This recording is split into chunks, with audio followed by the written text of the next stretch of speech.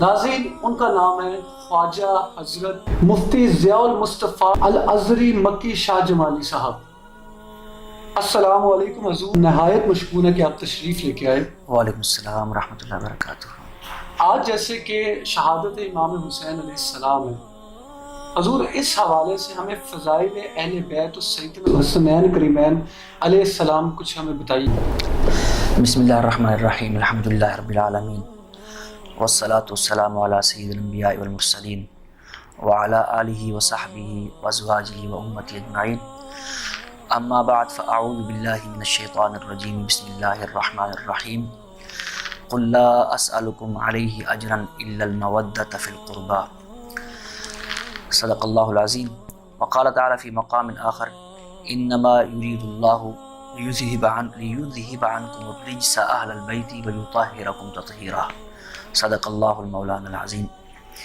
سب سے پہلے میں محترم سید زین گیلانی شاہ صاحب کا شکریہ ادا کروں گا کہ اتنی عظیم ہستی حضرت سیدنا مولانا امام حسین رضی اللہ تعالیٰ عنہ کی بارگاہ میں کچھ معروضات پیش کرنے کے لیے مجھے انہوں نے مدعو کیا۔ میرے لیے بہت بڑا شرف ہے۔ دعا ہے کہ اللہ تعالیٰ ہماری اس مجلس کو خالصتاً اس کے لیے، اس کی رضا کے لیے بنائے اور اسے اپنی بارگاہ عالیہ میں قبول و منظور فرمائے۔ جہاں تک اہل بیت اطہار کے فضائل کی بات ہے تو اس حوالے سے اللہ تعالیٰ نے قرآن پاک میں بہت سی آیات کا نزول فرمایا۔ کافی ساری آیات ہیں جو اہل بیت کے فضائل میں سے ہیں۔ اس طرح میں نے ایک آیت آپ کے سامنے تلاوت کی کہ سرکار دو عالم صلی اللہ علیہ وسلم نے جو بھی تبلیغ فرمائی، آپ نے رسالت کا پیغام دیا، اس کے بعد سرکار نے فرمایا قل لا اسألکم علیہ اجرا، ان تمام چیزوں پہ میں اجر طلب نہیں کروں گا۔ اللہ، تمام انبیاء کرام پیچھے آئے ہیں، ان کے اگر آپ قرآن پاک میں ان کے کچھ واقعات پڑھیں تو اس میں یہ فرماتے ہیں ان اجر الا علی اللہ، وہ بھی فرماتے ہیں میرا اجر جو ہے وہ اللہ کے پاس ہے، میں صرف دین کی تبلیغ کے لیے آیا ہوں، آپ سے کچھ مانگنے نہیں آیا۔ تو سرکار نے فرمایا، اللہ تعالیٰ فرما رہے ہیں سرکار کو کہ آپ فرما دیں الا المودۃ فی القربى، میں جو قرابت دار ہیں ان کی مودت میں یہ چاہتا ہوں آپ سے، یہ میری قرابت داروں کی جو محبت ہے نا وہ میں چاہ رہا ہوں آپ سے، اور اس کے بدلے میں اور کچھ بھی نہیں چاہ رہا۔ احادیث مبارکہ بے شمار وارد ہوئی ہیں جن میں اہل بیت حتیٰ کہ سرکار کی اطرت یعنی آل پاک مکمل طور پہ ان کے فضائل اور ان کی عظمت بیان کی گئی ہے۔ ایک حدیث پاک امام متقی ہندی نے کنز العمال میں ذکر کی ہے، جس کو مولا کائنات سیدنا علی المرتضیٰ کرم اللہ وجہہ الکریم آپ روایت فرماتے ہیں۔ آپ فرماتے ہیں سرکار دو عالم صلی اللہ علیہ وسلم نے فرمایا اربعۃ انا لہم شفیع یوم القیامہ، کہ چار ایسے لوگ ہیں جن کی میں قیامت والے دن شفاعت کروں گا۔ پہلا بندہ کون ہے؟ المکرم ذریتی، پہلا وہ شخص ہے جو میری آل کی تکریم کرتا ہے، میرے آل کی عزت کرتا ہے، اور عزت کس وجہ سے کرتا ہے؟ کہ عزت اس وجہ سے کرتا ہے کہ سرکار دو عالم صلی اللہ علیہ وسلم کی آل ہے، نسبت کو دیکھتا ہے۔ اس طرح ہم نے دیکھا اپنے بزرگوں کو، اپنے مشائخ کو کہ جتنا بڑا ان کا مرتبہ عند اللہ بھی ظاہراً بھی، اگر کوئی سید آ جاتا نا، اگر ظاہراً وہ سید ممکن ہے کہ ظاہری شریعت کے تقاضوں کو پورا نہ کر رہا ہو، اس کے استقبال کے لیے وہ کھڑے ہو جاتے تھے اور اپنے مسند پہ ان کو سید کو بٹھاتے تھے، اور جب پوچھا گیا تو یہ فرماتے تھے کہ ہم جو قدر کر رہے ہیں نا وہ نسبت کی قدر کر رہے ہیں، باقی جو عمل ہے اچھا عمل ہونا چاہیے، سید کو حجت ہونا چاہیے کیونکہ سرکار دو عالم صلی اللہ علیہ وسلم کی آل ہے، لیکن عمل کا معاملہ اس کا اور خدا کا ہے، ٹھیک ہے نا۔ لیکن ہمارے لیے جو ہے اب سرکار کیا فرمایا المکرم ذریتی، جس نے میری آل کی تکریم کی میں اس کی شفاعت کروں گا۔ اب آگے دیکھیں چار بندے ہیں اور چار کے چار سرکار کی آل کی خادموں کی بات کی ہے سرکار نے۔ آگے فرمایا آپ نے والقاضی لہم حوائجہم، ان کی حاجت پوری کرنے والا، اس کی بھی میں شفاعت کروں گا۔ اس کے بعد فرمایا والساعی لہم فی امورہم عندما اضطروا الیہ، وہ ان کے معاملات میں جب وہ کسی کے محتاج ہوتے ہیں ان کے لیے کوشش کرنے والا، تگ و دو کرنے والا، یہ بھی سرکار کی آل کے بارے میں ہے۔ آخر میں المحب لہم بقلبہ ولسانہ، آخری شخص وہ ہے جو میری آل کے ساتھ دل و جان سے محبت کرتا ہے، یعنی یہ نہیں کہ ظاہری دکھاوا ہے بلکہ دل سے محبت کرتا ہے، دل سے ان کی تکریم کرتا ہے۔ تو یہ سرکار دو علیہ وسلم کی آل جب ذریت کا لفظ استعمال فرمایا، یہ قیامت تک جتنی بھی آل ہے وہ سب کی تکریم کرنے والے، ان کے حاجات پوری کرنے والے، جب وہ کسی بندے کی پاس ان کا کام ہو اس کے لیے تگ و دو کرنے والے، مختلف معاملات میں، اور دل و جان سے محبت کرنے والے، سارے کے سارے وہ لوگ ہیں جن کی سرکار دو عالم صلی اللہ علیہ وسلم نے فرمایا میں شفاعت کروں گا۔ اسی طرح اور کافی حدیث وارد ہیں اس بارے میں۔ ایک حدیث پاک میں ہے سرکار دو عالم صلی اللہ علیہ وسلم فرمایا مثل اہل بیتی مثل سفینۃ نوح من رکب فیہا نجا ومن تخلف عنہا غرق۔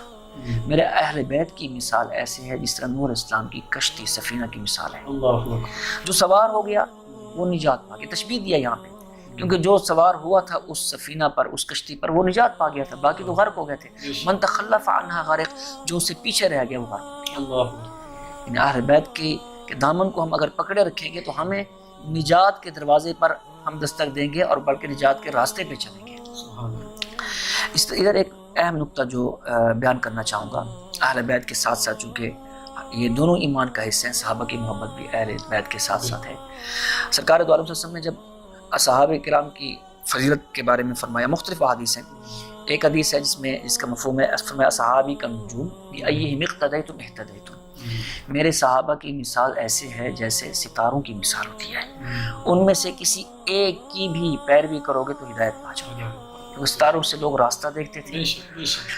اب اگر ان دونوں حدیثوں کو جو میں نے ذکر کیا، ایک اہل بیت کی محبت میں اور ایک صحابہ کی محبت میں، اگر ان کو ہم ملا کے دیکھیں، پڑھیں اور غور و فکر کریں اور اس کا نتیجہ نکالیں تو آپ دیکھیں گے کہ جب بھی بندہ کوئی منزل تک جاتا ہے نا، منزل تک پہنچنے کے لیے دو چیزیں بیسک ہوتی ہیں، ایک راستہ دکھانے والا، دوسرا آپ کی سواری۔ تو سرکار دو علیہ وسلم نے اہل بیت کو سواری سے تشبیہ دی کہ اگر اللہ اور اس کے رسول تک رسائی حاصل کرنی ہے اہل بیت کا دامن بھی نہ چھوڑیں، اور صحابہ کو نجوم ستاروں سے تشبیہ دی ہے۔ ان دونوں کو پکڑے رکھیں گے تو اللہ اور اس کے رسول تک آپ رسائی کر سکیں گے۔ ایک اور حدیث پاک سیدنا علی رضی اللہ تعالیٰ عنہ روایت کرتے ہیں، فرماتے ہیں ان رسول اللہ صلی اللہ علیہ وسلم اخذ بید حسن و حسین فقال من احبنی و احب هذین و اباہما و امہما کان معی فی درجتی یوم القیامہ۔ سیدنا امام حسن اور سیدنا امام حسین علیہ السلام کے ہاتھ سے پکڑا، فرمایا جنہوں نے مجھ سے محبت کی اور جس شخص نے مجھ سے محبت کی اور ان دونوں سے محبت کی، حسنین کریمین رضی اللہ تعالیٰ عنہ اور ان کے والدین سے محبت کی، یعنی سیدنا مولا علی المرتضیٰ کرم اللہ وجہہ کریم اور سیدہ فاطمہ الزہرا رضی اللہ تعالیٰ عنہ، فرمایا کان معی فی درجتی یوم القیامہ، قیامت کے دن میرے ساتھ میرے ہی ٹھکانہ پر ہوگا۔ اللہ، یعنی سرکار کی قربت ملے گی اس کو، یہ ہے محبت ان کی۔ ایک اور حدیث پاک میں سیدنا ابو ہریرہ رضی اللہ تعالیٰ نے فرمایا، وہ روایت کرتے ہیں، فرماتے ہیں قال رسول اللہ صلی اللہ علیہ وسلم من احب الحسن والحسین فقد احبنی، جس نے امام حسن اور سیدنا امام حسین سے محبت کی اس نے مجھ سے محبت کی۔ سرکار دو علیہ وسلم نے ان کی محبت کو اپنی محبت قرار دیا، فرمایا من ابغضہما فقد ابغضنی، اور جس نے ان دونوں سے بغض رکھا اس نے میری ذات سے بغض رکھا، یعنی ان کی محبت کو اپنی محبت بنا دیا اور ان کے بغض کو، ان سے عداوت کو، ان سے نفرت کو اپنی نفرت فرما دیا۔ ایک اور حدیث پاک ہے جسے سیدنا عبداللہ بن مسعود روایت کرتے ہیں، فرماتے ہیں قال النبی صلی اللہ علیہ وسلم من احبنی فلیحب ہذین، جو مجھ سے محبت کرتا ہے یا جس نے مجھ سے محبت کی اسے چاہیے یا اس کے لیے ضروری ہے کہ وہ ان دو حسنین کریمین سے بھی محبت کرے۔ اب یہاں پہ فرما رہے ہیں، حکم دیا جا رہا ہے کہ ان سے بھی محبت کریں۔ اس کے بعد ایک اور حدیث پاک میں فرمایا ان النبی صلی اللہ علیہ وسلم، حدیث پاک سیدنا براء روایت کرتے ہیں، ان النبی صلی اللہ علیہ وسلم ابصر حسنا وحسینا فقال، سیدنا امام حسنین کریمین کی طرف دیکھا اور فرمایا اللہم انی احبہما، اے اللہ میں ان دونوں سے محبت کرتا ہوں، فاحبہما، اللہ تو بھی ان دونوں سے محبت فرما لے۔ سبحان اللہ، سبحان اللہ، باری طرح سے سرکار دو سے عرض کر رہے ہیں کہ تو ان سے محبت فرما۔ ایک اور حدیث پاک ہے قال رسول اللہ صلی اللہ علیہ وسلم، اس کو امام ترمذی نے روایت کیا، ابن ماجہ نے بھی روایت کیا، الحسن والحسین سیدا شباب اہل الجنہ، امام حسن اور امام حسین جو جنت کے نوجوان ہیں ان کے سردار ہیں، تو ہم کیوں نہ ان سے محبت کریں، جو ہمارے بھی سردار ہیں، جنت کے نوجوانوں کے سردار ہیں، تو ہم ان سے محبت کرتے ہیں۔ اور اللہ سے یہ دعا ہے کہ قیامت تک اللہ تعالیٰ ہمارے دل میں ایسی ہستیوں کی محبت قائم رکھے۔ جی بہت شکریہ۔ سبحان اللہ، سبحان اصل میں ایسا ہے، کسی چیز کی جب کوئی عظمت ہوتی ہے نا، یا اس کی ذات کی بنا پہ ہوتی ہے یا اس کی نسبت کی بنا پہ ہوتی ہے، مثلا کوئی بندہ ایک عظیم ہے، من عند اللہ ہے، یہ اللہ تعالیٰ کا قاعدہ قانون ہے، وہ چنتا ہے، بندوں میں سے بندہ چن لیتا ہے۔ اچھا بندے کے یا اپنے اعضاء ہیں، جسم کے اعضاء ہیں، ٹھیک ہے نا، آنکھ کا مقام اور ہے، دل کا اور ہے، پاؤں کا وہ نہیں ہے جو سر کا ہے، یہ اس کی سنت ہے باری تعالیٰ کی۔ وہ کچھ لوگوں کو عظمت کے لیے چن لیتا ہے، کسی کی عظمت یا اس کی ذات کی بنا پہ ہوتی ہے، یا پھر یہ ہوتا ہے کہ کوئی بندہ اگر عظیم نہیں ہے، وہ عظیم چیز سے جڑ جائے نا، اس کو وہ عظمت مل جاتی ہے۔ اب دیکھیں نا حجر اسود، اب ہم بیسیکلی اس کو چونتے ہیں، وہ کچھ ٹکڑے ہیں پتھر مبارک ہیں، لیکن جب اس کو چونتے ہیں اس سے جڑا ہوا سارا پتھر چوما جاتا ہے۔ اللہ سیم اس کی مثال کیونکہ نسبت کا فیض ہوتا ہے۔ اگر ایک کپڑا ہے، اسٹف ہے، ہم فیکٹری سے لیتے ہیں، اس کو دو ٹکڑے کر کے ایک کا غلاف بنا لیتے ہیں، دوسرے کا ہم کسی بھی ایسے عام مقصد کے لیے یا صاف کرنے والی ٹاکی بنا لیتے ہیں۔ اب جو غلاف ہوتا ہے نا، اس کو اسی کپڑے کو، ایک ہی کپڑے سے وہ ٹکڑے ہوا کپڑا ہے، غلاف کے کپڑے کو ہم چنتے ہیں، اور جو ٹاکی والے کو ادھر پھینک رہے، ادھر پھینک رہے، ادھر پھینک رہے۔ تو سیدنا امام صلی اللہ علیہ وسلم کی خاصیت میں پہلی ایک چیز ذہن میں رکھنی چاہیے کہ آپ کی ذاتی فضیلت ہے، اللہ تعالیٰ نے جو آپ کو چنا ہے، اللہ آپ کا نام بھی اوپر سے نازل ہوا ہے، سبحان اللہ۔ اور آپ کے فضائل میں جس طرح میں نے چند چیزیں بیان کی ہیں، تو کافی چیزیں اس طرح سرکار دو عالم صلی اللہ علیہ وسلم کی حدیث پاک سے وارد ہیں، پیچھے میں اس کو بیان کر چکا ہوں، مزید اس پہ میں نہیں آنا چاہ رہا۔ آپ کی ذاتی فضیلت ہے، جب خود عظمت والی چیز ہے تو آپ کی شہادت بھی عظمت والی ہو جائے گی۔ دوسری چیز پھر آپ کی وہی دوسری چیز خود بھی عظمت والے ہیں، پھر جس ذات سے آپ کو نسبت ہے وہ امام الانبیاء ہے۔ مخلوق میں آپ سے افضل اور عظمت والی کوئی ذات ہی نہیں ہے سرکار کو بے شک بے شک۔ تو آپ نواسے رسول ہیں، ٹھیک ہے نا، یہ آپ کی خاصیت ہے شہادت کی، ٹھیک ہے نا۔ اور اس کے بعد یہ ہے کہ پھر اگر خاصیت میں دیکھیں کہ مشائخ فرماتے ہیں اس شہادت کو وہ اس کو سرکار سے نسبت کرتے ہیں۔ اللہ اکبر۔ کس وجہ سے؟ الحسین منی و انا من حسین، اور اس وجہ سے کہتے ہیں سرکار دو علیہ وسلم نے خواہش کا اظہار فرمایا کہ مولا میری خواہش ہے کہ میں اللہ کی راہ میں شہید ہوں، پھر زندہ ہوں، پھر شہید ہوں، پھر زندہ ہوں۔ تو آپ کی خواہش سیدنا امام حسین علیہ السلام میں پوری ہوئی، کیونکہ سرکار دو عالم صلی اللہ علیہ وسلم آپ کو اللہ تعالیٰ نے آپ سے وعدہ تھا کہ واللہ یعصمک من الناس، اور لوگوں کا وار، دشمن کا وار آپ پہ نہیں ہوگا، اللہ تعالیٰ آپ کو محفوظ رکھے گا۔ تو وہ آپ کی شہادت سیدنا امام حسین علیہ السلام کی صورت میں پوری ہوئی، یہ خاصیت ہے شہادت امام حسین علیہ السلام۔ اس کے بعد خاصیت میں ایک اور چیز دیکھی جائے کہ اللہ تعالیٰ کی یہ سنت ہے، اللہ تعالیٰ اپنے پیاروں کو آزماتا ہے، جتنی قربت ہوتی ہے اتنی زیادہ آزمائشیں زیادہ ہوتی ہیں۔ جس طرح کہ اللہ نہ کرے ہم سے اگر فرض چھوٹ جائے، ممکن ہے ایک عام چیز ہو، لیکن اللہ کے ولی سے نفل بھی چھوٹ جائے، اللہ تعالیٰ گرفت فرما لیتا ہے بعض اوقات۔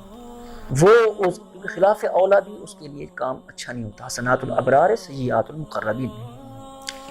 تو اللہ تعالیٰ آزماتا ہے، اور آزمانے کے بعد ان کو انعام عطا فرماتا ہے جب وہ آزمائش میں کامیاب ہوتے ہیں۔ جس طرح اللہ تعالیٰ نے فرمایا وَإِذِ ابْتَلَىٰ اعوذ باللہ من الشیطان الرجیم وَإِذِ ابْتَلَىٰ إِبْرَاهِيمَ رَبُّهُ بِكَلِمَاتٍ فَأَتَمَّهُنَّ، اللہ تعالیٰ نے ابراہیم السلام کو چند چیزوں سے آزمایا تو آزمائش میں پورے اترے۔ اب جب آزمائش میں پورے اترے، مولا پھر کیا ہوا؟ فرمایا قَالَ إِنِّي جَاعِلُكَ لِلنَّاسِ إِمَامًا، ہم آپ کو لوگوں کا امام بنا دیتے ہیں۔ سبحان اللہ سبحان اللہ۔ تو سیدنا امام حسین علیہ السلام کی آزمائش جب ہوئی تو اللہ تعالیٰ ایک اور آیت میں مختلف آزمائشوں کا ذکر کرتا ہے۔ اب یہ وہ خاصیت امام حسین علیہ السلام ہے کہ آپ کی آزمائش میں کہ وہ جو اللہ تعالیٰ نے جو آزمائش ذکر کی وہ ساری کی ساری چیزیں شامل ہیں، یہ بہت کم شخصیات میں ایسے ہوتے ہیں۔ فرمایا اعوذ باللہ من الشیطان الرجیم وَلَنَبْلُوَنَّكُمْ بِشَيْءٍ مِّنَ الْخَوْفِ وَالْجُوعِ وَنَقْصٍ مِّنَ الْأَمْوَالِ وَالْأَنفُسِ وَالثَّمَرَاتِ وَبَشِّرِ الصَّابِرِينَ، ہم آپ کو ضرور آزمائیں گے خوف سے، بھوک سے، اور مال اور ثمرات کے خسارے سے، خوف والجوع ونقص من الاموال والانفس والثمرات، اور مال کے خسارے سے، وبشر الصابرین، اور جو صبر کرتے ہیں ان کو بشارت دیجیے۔ اب اگر ہم ادھر دیکھیں کیا خوف نہیں ہے سیدنا امام صلی اللہ علیہ وسلم کی شہادت میں؟ میں اس خوف کو اور نظر سے دیکھتا ہوں۔ بے شک یہ ٹھیک ہے دشمن سامنے ہے، لڑائی ہو رہی ہے، خوف ہے، لیکن آپ کو یہ خوف تھا کہ اللہ کا دین جو ہے ضائع ہو رہا ہے، اللہ جس کے بچانے کے لیے آپ نے یہ سارے اقدامات ہوئے ہیں، جس کی وجہ سے یہ واقعہ کربلا بپا ہوا ہے۔ والجوع، اور بھوک بھی رہی ہے آپ کے سامنے، واقعہ کربلا ہے۔ بل خوف الجوع نقص من الاموال، دیکھیں بات ذکر ہے آپ کے خاندان سے آپ کے غلام ایک ایک شہید ہوتا جا رہے ہیں، والانفس، اموال کا بھی خسارہ ہے، جانوں کا بھی خسارہ ہے، اور ثمرات کا بھی خسارہ ہے۔ ادھر جتنی بھی ازمائشوں کی صورتیں ہیں اللہ تعالیٰ نے اس کو جامع صورت میں بیان کر دی ہے، اللہ ماشاء اللہ، ساری کی ساری ازمائشیں سیدنا امام حسین صلی اللہ علیہ وسلم کی شہادت میں ہے۔ یہ خاصیت ہے کہ بہت بڑی ازمائش ہے، اتنی بڑی ازمائش شاید کہیں پہ ہو، کسی نہ کسی ہستی کو ملی ہو، یعنی یہ گنے چنے ہستیاں ہوتی ہیں جن کو یہ ازمائشیں ملتی ہیں۔ اور پھر آگے جو آپ کو شہید کرنے والے ہیں کون ہیں؟ آپ نے نانا جان کا کلمہ پڑھنے والے، اور آپ بار بار انہیں کہہ رہے ہیں کہ میں آپ کے نبی کا نواسا ہوں۔ تو اب وقفہ ہوتا ہے، نماز پڑھنے جاتے ہیں، اسی نماز میں یہی کچھ پڑھتے ہیں، اللہم صلی علی محمد و آل محمد۔ تو یہ بہت بڑی ازمائش تھی جو اس کی مثال تاریخ میں بہت کم ملتی ہے، یہ خاصیت ہے سیدنا امام حسین۔ تو حضور یہ کربلا ہمیں پیغام کیا دیتا ہے؟ ہم ویسے تو پیغام کیا جی اپنے اندر ایک جامعیت اور ہمگیریت رکھتا ہے، اس پہ عظیم جہاد اس کی نکل سکتی ہے۔ تو اس کے پیغام میں ایک تو یہ چیز ہے حق کے لیے ڈٹ جانا، حق کے لیے ڈٹ جانا، باطل کے آگے نہ جھکنا، جیسے بھی ہو باطل کے آگے جھکنا نہیں چاہیے۔ باطل کے آگے جھک جائیں گے آپ، اگر جھک گئے تو پھر سارے لوگ جھک جائیں گے، اور خاص کر ایک عظیم ہستی ہو جو لوگوں کے لیے نمونہ ہو۔ اس کے بعد صبر و استقامت، یہ واقعہ کربلا سے ہمیں ملتا ہے کہ آپ نے کس طرح صبر کے ساتھ مظاہرہ فرمایا اور کس طرح استقامت کے ساتھ ڈٹے رہے۔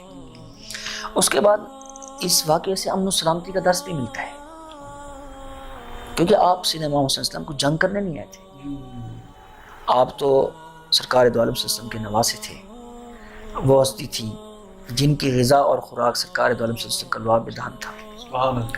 آپ وہ ہستی ہیں جن کی کھیل کود کی جگہ سرکار دو عالم صلی اللہ علیہ وسلم کی گود مبارک تھی، جن کی سواری سرکار دو عالم صلی اللہ علیہ وسلم کے کندھے تھے، ایسی عظیم ہستی۔